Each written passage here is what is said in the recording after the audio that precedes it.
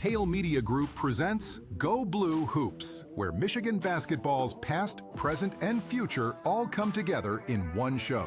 Hosted by former Wolverine great, 10-year NBA veteran, and longtime ESPN and NBC college basketball analyst Tim McCormick. Each episode goes beyond the box scores, from championship memories and recruiting stories to sharp breakdowns of the season ahead. Insight, legacy. Michigan basketball. This is Go Blue Hoops. All right, first off, a special happy Thanksgiving to each of our podcast friends. Got some football, turkey, family, and Michigan annihilating really good competition at the Players Era Tournament out in Las Vegas.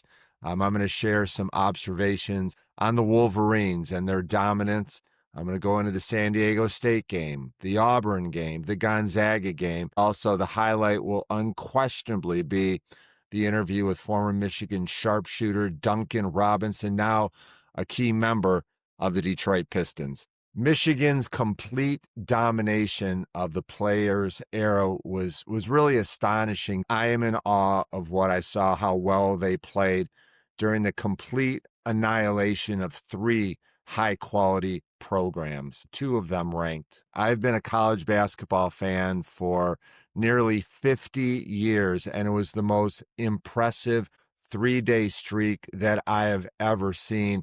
110-point differential combined. It was beautiful basketball. Michigan shared the ball. They showed its potential. I look at this team, you just can't walk away and say this team does not have potential to play in the Final Four. They were relentless from start to finish. Now, the reality is there are 29 teams in college basketball that are still undefeated. We're still in November, but we saw Michigan with their A game, and the big question to ask is where do they go from here? There's Purdue and Arizona and Duke and Iowa State. They're all really good as well. Kind of caught me off guard. 8 Big Ten teams still undefeated, so it's going to be a battle in the Big Ten this year, and it's not even December. I enjoyed Michigan's beautiful brand of basketball. I've watched them practice 5 times since September. I've watched every one of their games. I know their potential now, and so do you. And also, you have to be aware of, problems that they could potentially have. We saw them struggle against Wake Forest going to overtime. We saw them win by 1 on the road at TCU. So we know they can get better, but I have so much confidence in their potential, their depth, their leadership. And it was just so exciting to watch Michigan annihilate 3 really good opponents. So, okay, let's gloat a bit and have some fun about what we saw during a near perfect 3-day stretch of basketball. We've speculated for the last, 26 days since the Oakland game in early September. Can Michigan shoot threes? Can they keep their turnovers below 15? Well, we saw what happens when they do that. Michigan averaged 13 turnovers per game. They shot close to 40% from 3, and it was a massive improvement. That makes me excited when I see a coach address problems. They put in drills to address the problems, and the players react. It was a massive improvement. So there are 3 things that I saw that I like the most that I want to share with you. Number 1, Michigan has plenty of star power. The 3 bigs all have NBA potential. Burnett, Gale, and Cadeau are complementary stars. They can take over and win games for you at any time. And for number 2, the Michigan defense can be world-class for stretches, and it has the potential to improve. Defense is the last thing that usually comes around. You have to have chemistry that builds. You have to learn where each other are located on the defense, how to communicate better. The length and the versatility of this team is going to be really hard for opponents to manage. Their rim protection is elite. They can switch 1 through 5, probably 20 to 25 minutes of the contest, And the beneficiary of this is going to be their transition game. Why? Well, opponents know that with Michigan's size on the front line, they're going to have to get their guards back to help on defense. If the guards are helping on the boards, that means they're not leaking out and trying to get in transition. Big advantage for Michigan because of their size on the defensive end. Number 3, Michigan has averaged 99 points per game in the 3-game tournament out in Las Vegas. Their rotation is deep. For the entire 120 minutes of game action in the Players Era Classic, Michigan looked like they were playing like a video highlight. They looked like they were having fun, exciting basketball up and down. And you know who was watching?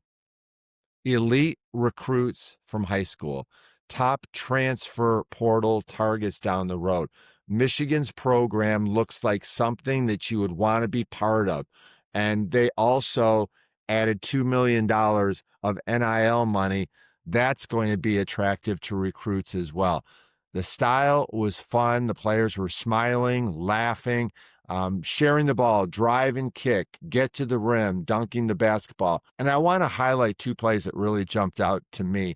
Versus Auburn, did you see when Oscar Goodman went along the left baseline and dunked? Mara was doing a dance. Lendeberg pretended like he fainted. The players were in part celebrating as a team. It looked great on TV. The camaraderie and the chemistry are so evident for this team. Also, the second play wasn't even a play. It was after the game. Lauren Jabara from this area, she's a Go Blue girl. She was interviewing Dusty May, and the players were all surrounding Dusty. They were clowning around. They were laughing. They were nodding in approval. And it just looked like the players love each other and they love their coach. That was a great vibe for sure. So now is a good time to go back and make some observations on each game because of the quickness of each turnaround, 3 games, 3 days. We didn't really have a chance to talk about each game and some takeaways that we can learn. Also a really good time because Michigan has 10 days off before we get to see them again. That's too bad. It would have been great to have them take that momentum and go on the road, but there's not going to be a letdown either. I'm sure they're going to have 10 days of high-quality practices. The first game was San Diego State. To be honest with you, coming into this game, I was not super impressed with the Aztecs. I like Brian Dutcher. He's got a Michigan pedigree. I don't love their team. When I look at San Diego State under Steve Fisher, the thing that made them so good is that Fish had players that he brought in and he developed over time so that when they were juniors or seniors, physically strong, and they understood the fundamentals of Steve Fisher defense. In the transfer portal, I don't think they have a chance to really develop that defensive chemistry. Defense takes time, and trying to identify guys in the portal that are veteran players that play defense, there just aren't that many of those guys to be able to teach defensive fundamentals. As a matter of fact, they lost a game at home to Troy in which they gave up 108 points. In a positive development, I thought it was impressive that San Diego State was able to blow out a pretty good Oregon team. So that was impressive. Some of the numbers that jumped out, the Aztecs only shot 28% from the field. Michigan's defense was strong. Michigan plus 15 on the glass. They controlled the lane. I thought Michigan's contest the shot defense, just getting a hand up in the shooter's face, was superior, probably the best that they've done this year.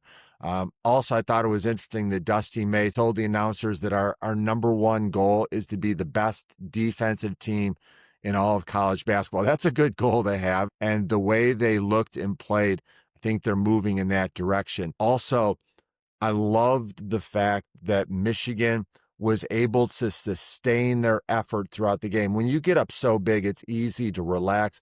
Second half, Michigan scored 49, San Diego State only 21. A-plus effort for Michigan versus San Diego State. The second game, which I was a little bit nervous about, was against SEC Power Auburn, a replay of last year's Sweet 16. Auburn is a good team and a massive challenge. They took number one Houston right down to the wire and lost by 1 point. Tahad Pettiford is an all-American guard. I thought he would create a lot of problems for Michigan's guards defensively. Michigan wanted some payback, and you could see it right from the start. Even though 3 Wolverines are the guys that returned from last year's Sweet 16, Michigan played with vengeance. They played with aggression, and they were relentless on both ends. I did expect a close game. I was wrong. At halftime, Michigan was on pace for 118 points. They made Auburn look like Oakland University. What I liked a lot was that Michigan outworked Auburn on the boards. They were tougher, they were more disciplined, and the numbers were exceptional. Michigan shot 58% from the field, and when they missed, no problem. They had 13 second chance points. The other key development is that it was Michigan's best job all year of protecting the basketball. Only 2 turnovers versus a high pressure defense. Hidden key. Can you lock down your opponent's hot score? Pettiford was fine. He got buckets late, but Michigan, especially by throwing 3 and 4 defenders at him at different times, Roddy Gale and Namari Burnett were really good. They played great defense on Tahad Pettiford, and they also combined for 32 points. If I'm a teacher, I give Michigan an A+ for their effort. And the Gonzaga game was the most surprising outcome. I love their program from year to year. They recruit high caliber athletes that are high caliber people. They're just tough to beat. Gonzaga, and let me make a little correction because I hear it all the time. People call them Gonzaga. It's not Gonzaga, it's Gonzaga. They're the Zags, not the Zogs. Anyway, the number 1 rated team in KenPom so far because of their size, their length, their versatility, their ability to play multiple speeds. They usually have answers for any opponent that they play. Well, it wasn't the case here. Michigan was way too physical. Their size made Gonzaga look like they were playing intimidated the whole game. Michigan was relentless on the boards. Their defense was exceptional. Their offense unselfish, making the extra pass. And then also, most teams relax when they get a big lead. Michigan did not do that. They turned it on in the second half. They were having fun. It was like saying, there's nothing that any of you can do to stop us. We are better than you. We're more talented than you. It was just really fun to watch. Now, a little reality check for all of us that are very proud and we're excited at the start of our team. We're still in November. We've seen that they can struggle. 2 games in particular, Wake Forest, overtime versus TCU, 1-point game. We know this team is hungry to get better. But for 3 days in Las Vegas, we saw the vast potential of this team. It's going to be an exciting ride for Michigan basketball fans. Now I want to take you in a different direction. We had a fascinating conversation with former Michigan sharpshooter Duncan Robinson, where he shared stories about his life, his career, and how he has become just an exemplary NBA player. The outstanding Duncan Robinson right now. Our special guest on the Go Blue Hoops podcast is former Michigan sharpshooter Duncan Robinson. The journey just incredible and inspiring. Under-recruited in high school, went to Williams College, that's D3 for 1 year, 3 years at Michigan, including a Final Four appearance, 8 years in the NBA, starting lineup for the Detroit Pistons. Duncan, thank you so much for being our guest today, and congratulations. This has to be somewhat surreal for you. Did you ever imagine that your career could go to these heights? Oh, well, thanks for having me. I know we've been trying to do this for a little while, so I appreciate your patience with the NBA schedule. Um, but no, I mean, when I was young, I always had high aspirations of wanting to play basketball as a profession. Didn't ever envision it quite looking like this. So it's been a really fun journey. Just trying to enjoy it as much as possible, not take it for granted, and yeah, just take all the bumps and adversity along the road as just part of the whole experience. So it's been fun. Before we dive into your Michigan career, because we're in Detroit, so many people have a strong interest in the Pistons. The first place Pistons, I should say. You played at Michigan. You played in Miami for Eric Spoelstra. The Pistons and JB Bickerstaff.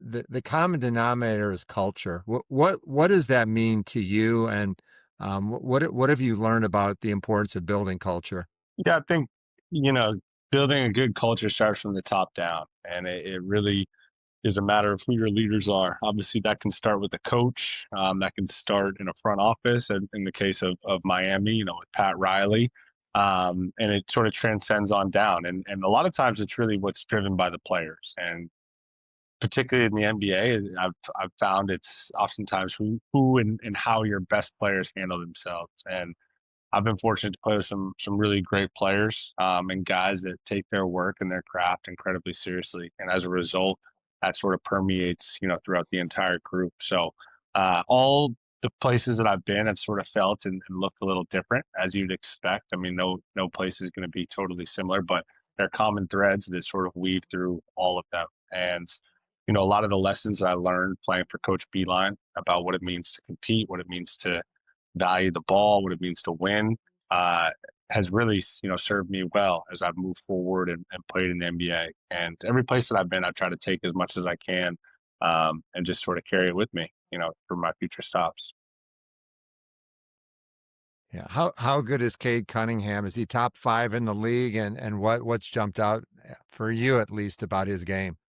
Yeah, he's incredible. I was really excited coming to the Pistons in the first place, just the opportunity to play with him, and he's really surpassed all expectations. Obviously, what he's able to do with the ball in his hands, I think, is pretty well documented. Just how skilled he is, how much of a willing passer he is, how he makes guys around him better. But it's been really cool to just get to know him as the person, the worker, uh, the guy who wants to be a leader, is embracing, being a cornerstone of a franchise. So it's been fun, just to be in the locker room with him on a day-to-day basis, and just watching him go to work. I'm certainly a beneficiary of it. I get a lot of open shots because of all the attention that he garners. Yeah. Duncan, you played in 2 NBA finals. From what you've seen so far, is this Piston team good enough that they can maybe play in the Eastern Conference Finals with a chance to get to the NBA Finals? It's early right now. Obviously, we're just 16 games in. I think this group definitely has the makeup to do something special. I think we have a ways to go, and I think the group understands that. We know that winning in November doesn't mean anything right now, but instead it's all about building the habits.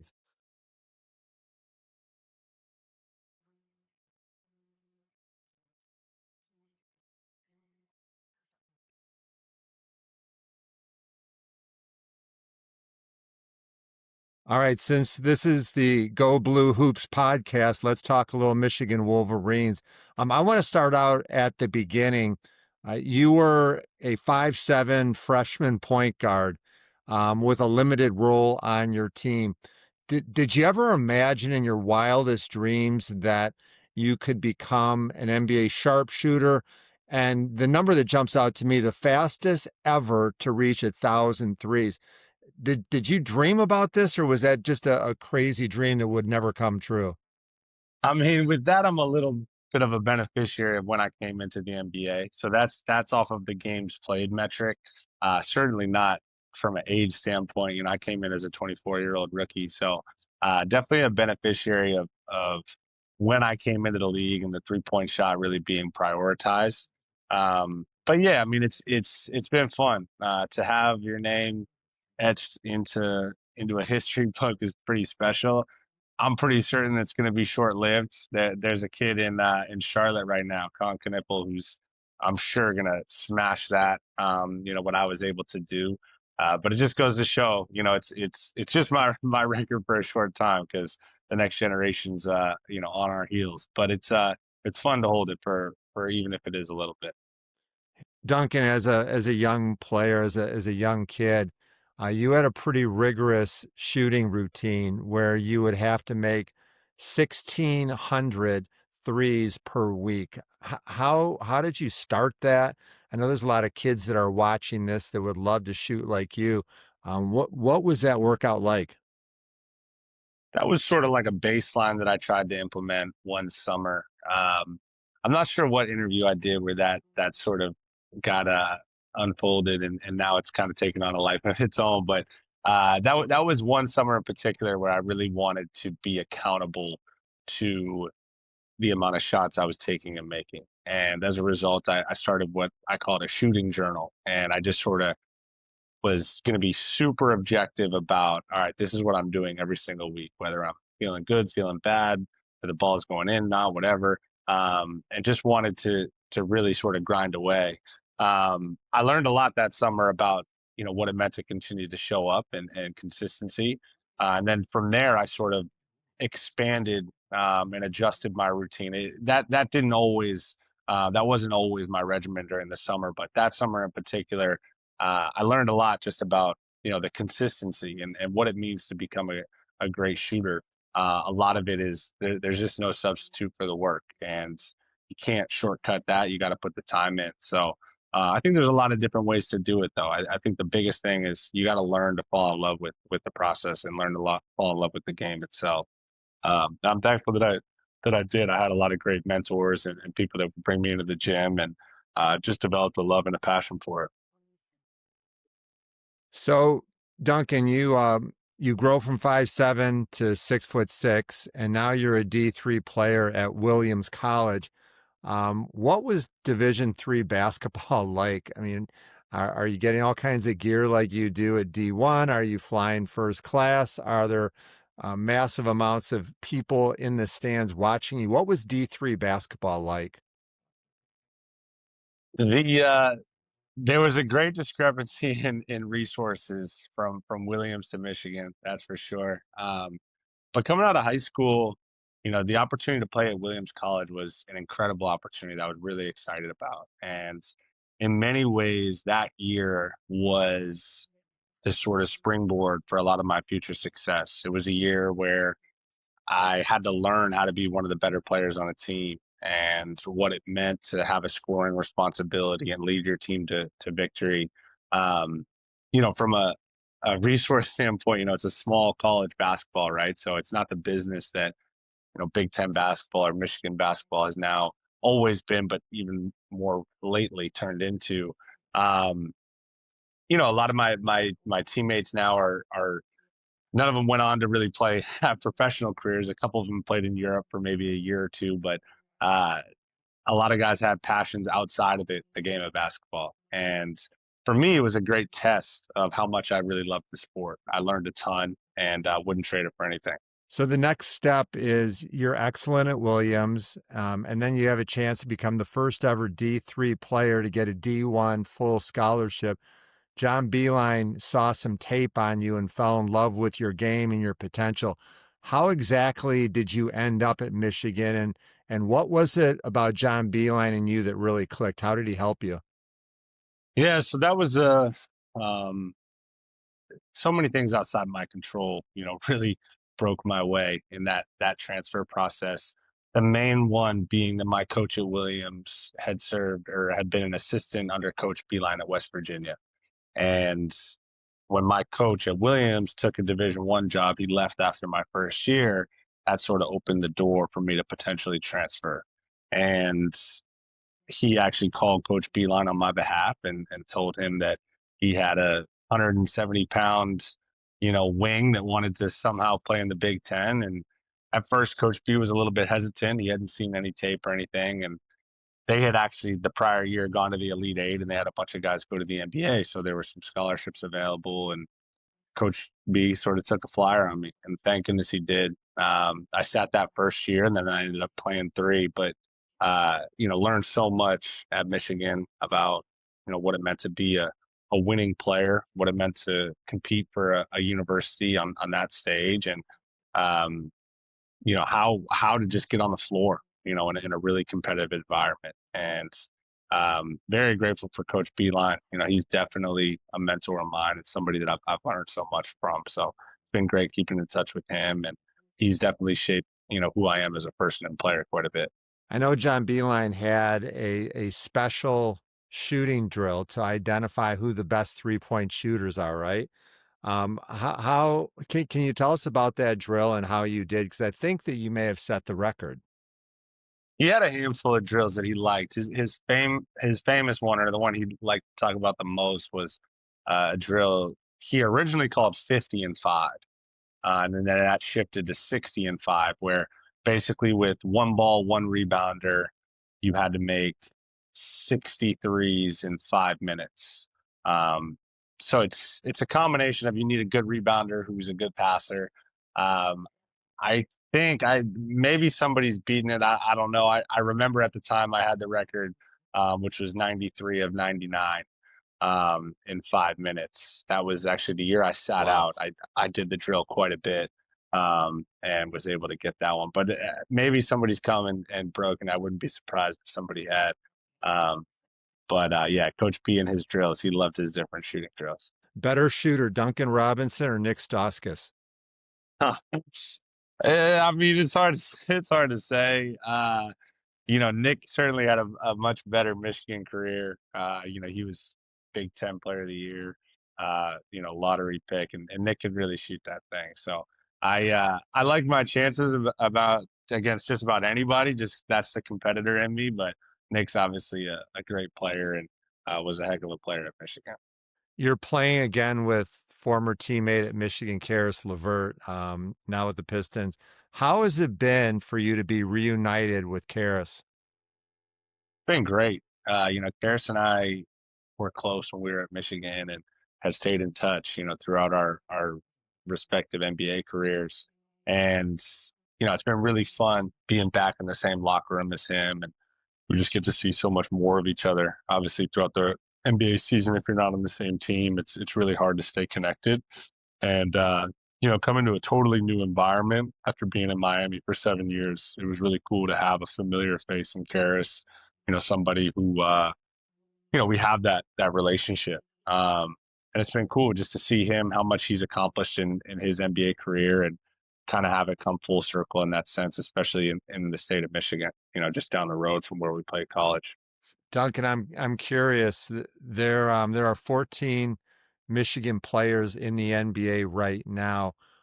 Is there a Michigan basketball brotherhood? What does that look like? And as you go around, who are some of your favorite players that were friends at Michigan or you've developed relationships with since? Yeah, I certainly think there's a camaraderie, an acknowledgement that comes with having worn the jersey. And, I always try to stay tapped into the current team, and it's always cool to see them matriculate into, their professional careers. In terms of guys that I'm close with, it tends to be the guys that I played with, just because, we spent so much time together as student athletes. I mean, Mo Wagner is, to this day, one of my closest friends. I'm really close with Franz as well, as a result of just being close with Mo. So Mo and I, and Franz, the three of us still talk all the time and keep up. And I always follow their games and I'm checking in, watching what they're doing. It's always good to see, Tim Hardaway. I've had a lot of battles against him over the years, and it's cool to see him in a situation now in Denver where he's really thriving. He was actually really great in my transition to Detroit. I reached out to him about what his experience was, and he shared some insight, which was really wonderful. But there's a bunch. I mean, even some of the younger guys, Kobe Buck again, Musa down in Charlotte. Just keeping up with those guys, and it might not be much of a conversation, but always like an acknowledgement of like a go blue or a good to see you, sort of situation. Always transpires. It seems like each fall, I see you at a Michigan basketball game. I'm sorry, a Michigan football game. And when you were in Ann Arbor, did you become friends with any of the football guys? You keep in touch with any of them? A little bit here and there. Nobody that I'm like super close with. I wasn't able to make it to a football game this year, which I was disappointed about. I've watched a couple on TV, but to your point, I always try to get to at least one, just because it's such a fun environment. There's just nothing quite like it. So I always try to bring, friends of mine who've maybe never been to the big house or never seen, football college football at that level before, because it's just such an eye-opening experience and always just a good time. As I look at your career, your momentous rise in the game, uh, you've already signed 2 NBA contracts, so you're doing really well. Are you the guy that you have a financial advisor, or do you like to do it yourself? Are you an entrepreneur and a businessman? Can you share kind of how that works for a guy that's really smart and pretty business savvy? What do you do as an entrepreneur? Yeah, so I do have a couple people that I kind of consider mentors, and people that help with my finances, that I give a certain amount of my money to help manage. A very important caveat with all my relationships is I want to be in the know, and it's never just here, I'm going to send you this, and you do what you do. But instead, it's an ongoing conversation and a relationship. Um, I think mentorship and learning is really the priority for me right now. Taking ownership over my finances has definitely been a priority in the last 3 to 4 years. During my first 3 or 4 years in the NBA, it was really just about trying to find a way to stick. And now that I've been here for a little while, taking that next step has definitely been something I've been trying to focus on. So I do. I mean, everything that happens in my life as it pertains to my finances, I'm involved in. There's nothing that's going on without me knowing. The deals that I do, what I choose to invest in. I always get a second, third opinion because I think it's just valuable to have a kitchen cabinet of people that you trust and can learn from. But I always want the decision to be made with me, and that's definitely been something that's grown and developed over the last couple of years. But as athletes, we're pitched on so many different things, and a priority of mine is to learn how to say no, because more often than not, it's not that always people are trying to take advantage of you or what, but instead just the ability and the skill to say no is something that I've had to learn over time. That doesn't mean I say no to everything, but I just say no to most things. Um, so yeah, it's been that's been a fun and unique challenge, and one that I feel kind of particularly equipped to handle, given my background at Michigan and Williams, and also just a lot of the relationships that I have. I have a lot of people in my corner who I can really trust in that regard. That's wonderful to hear, and I'm not surprised at all. Back in 2017 in March, the Michigan basketball team was flying out to the DC area, and the plane, I don't know if you want to call it a crash or slid off the runway. I've always wanted to ask you about this. What was that experience like? Did you think that you weren't going to survive? I would love to hear your thoughts on what happened and what you experienced. Yeah, I actually just got interviewed recently by the Big Ten Network. I think The Journey maybe or something. There's going to be a documentary coming out about this, which would be pretty interesting to see, because there's been a lot of not necessarily misinformation, but a lot of people have said, I've heard a lot of different things. Some people are like, oh, you crashed out of the sky, and other people think, oh, you had like an emergency landing, and um, what had actually happened is to your point, we really just sort of ran through the back of the runway. It was a pretty harrowing experience. I mean, it was in the moment, it felt incredibly serious. Basically, I'm not exactly sure what happened, but it was a windy day, and we were set to take off, and we kind of got up to that takeoff speed, and we maybe went 5, 10, 15 feet off the ground, and then just quickly came back down, and it was sort of described to us after the fact as an aborted takeoff. But the point in which the pilot aborted was he actually broke protocol, is how they described it. Thank goodness he did, because that sort of heroic move of choosing to break protocol is probably what ended up saving our life, because if he had stayed committed to the takeoff, we weren't going to get in the air properly. It probably would have ended in a much more fatal crash. As a result, we ended up running through the back of the runway and through the rest of the airfield, and we knocked over like a metal fence across the road, and then we ended up the bottom of the wheels ended up getting taken off, and we just slid for maybe 30 or 40 feet. it led to like an evacuation, and the whole band and media and everybody was on the plane because we were headed to the Big Ten tournament, and it was just sort of a moment of chaos. Everybody was fine, thankfully. I think the worst thing that happened was maybe a scraped up knee, but it definitely could have been a lot worse. So very grateful that everybody made it out safely that day, and made for a cool story that we went on to win that Big Ten tournament. Duncan, I assume that you took another plane, and I also know you wore practice jerseys in your first round game. If you can answer that, and also, what did John Beilein say to get you guys ready to play after a harrowing experience? Yeah, it was actually a decision that was made by us as players. The coaches stepped out of the room, uh, just because getting back on that plane was definitely a traumatic experience for all of us. And for a second there, it didn't seem like we were going to go. And we ultimately decided that the opportunity to play in the Big Ten tournament was too great of an opportunity to pass up. Um, so we ended up going, and as you mentioned, played in the practice jerseys, and went on to win 4 games straight. But I just remember, whether it be Coach Beilein or just the group in general, there just being an appreciation for the moment, and excitedness to kind of go out there and compete. And that energy and enthusiasm definitely carried with us throughout the weekend. I want to do a little fast break because we're in the home stretch here. A little fast break, question and answer, some quick hitters, 1 or 2 word answers. What did you study at Michigan? Actually, had 2 degrees. I was political science and sport management. Why did you choose those? Did you have like a career path you were thinking about? Uh, Well, I was actually political science at Williams. That was my major originally. And when I got to Michigan, I was a little bit more interested in sport management, potentially doing something in the front office or something around the game of basketball. Um, but because I'd already had the credits, it was sort of easy for me to get both degrees. So I ended up just doing that. What was your hardest class at Michigan? Ooh, my hardest class at Michigan. Good question. I took an astronomy class. It was really hard, mostly because it was like a big lecture, and I just never did well in big lectures.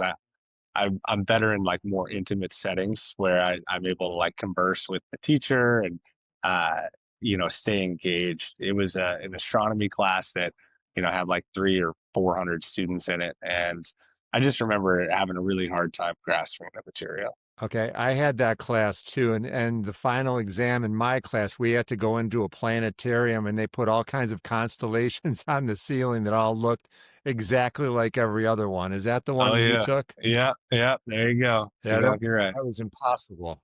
That's Yeah. funny. Um, what is your favorite pregame meal? Pre-game meal, I usually keep it pretty simple and pretty bland. Some sort of rice, some sort of chicken, some sort of vegetable. I also always have a coffee pre-game. That's a priority. I drink a lot of coffee during the NBA season. What is the biggest game on your Michigan schedule? Is it a rival? Who is your big game? Um, as in the biggest game I ever played in at Michigan. No, who did you get most excited to play against? Michigan State always, especially on the road. I mean, going up there, that's such a cool environment to go into and play, especially with the rivalry. There's always Yeah. also something about just like getting on a bus versus getting on a plane, like knowing that they're just right down the street, uh, was always a cool aspect to it as well. What was the most points you ever scored in a game at any level? I think I had 42 in high school at one point. I don't know if that really counts. I think my high is probably in the NBA. Outside of that, I had 34, I think, in an NBA game, or maybe 33 or something. Um, so somewhere around there. Also, I'm curious, how many autograph requests do you get in the mail every week? Just from fans that want to get your card autographed. Um, Quite a bit actually. That card industry has really taken off, and you know, guys and girls are super eager to get signatures on those cards. So quite a bit. I mean, I don't know an exact amount, but it's a lot. I try to get back to all of them. I can't always. They pile up sometimes, and then in the off season, I'll take some time to get them back. So more often than not, eventually I get back um, to people. It just takes a little time. Duncan, what are your memories of the Final Four? Um, just the build up would probably be the biggest thing that stuck out.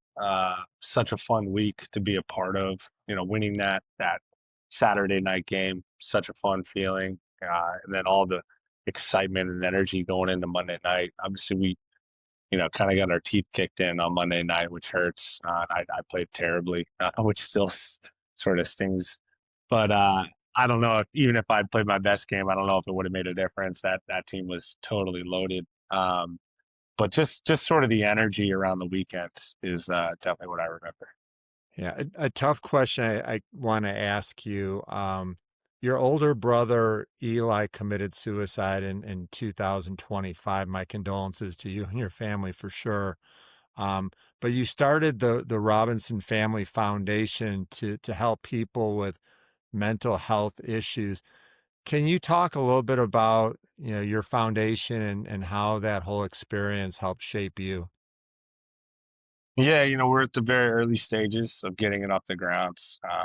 The effort is to really honor my brother and his legacy and his life. My brother's somebody who really championed his sobriety, and then also was someone who really obviously battled with mental health and mental illnesses. So the goal, and we're in the early stages. We've raised around $150,000 so far, but the goal is to fund and provide resources for people going through challenges, particularly around mental health and mental illness.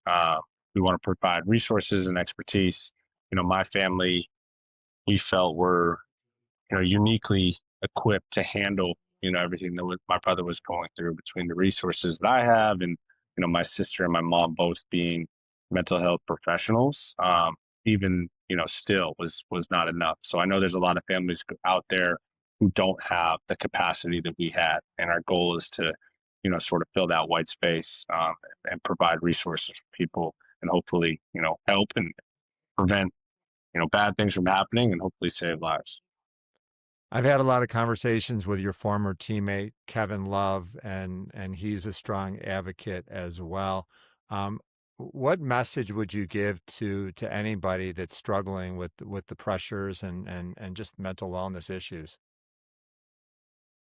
I think the importance of seeking professional help, particularly with all people, but adults, there's this propensity to feel like you can handle things on your own, and we quickly turn to professionals oftentimes when it comes to physical health, but when it comes to mental health, there's sort of this taboo nature to it.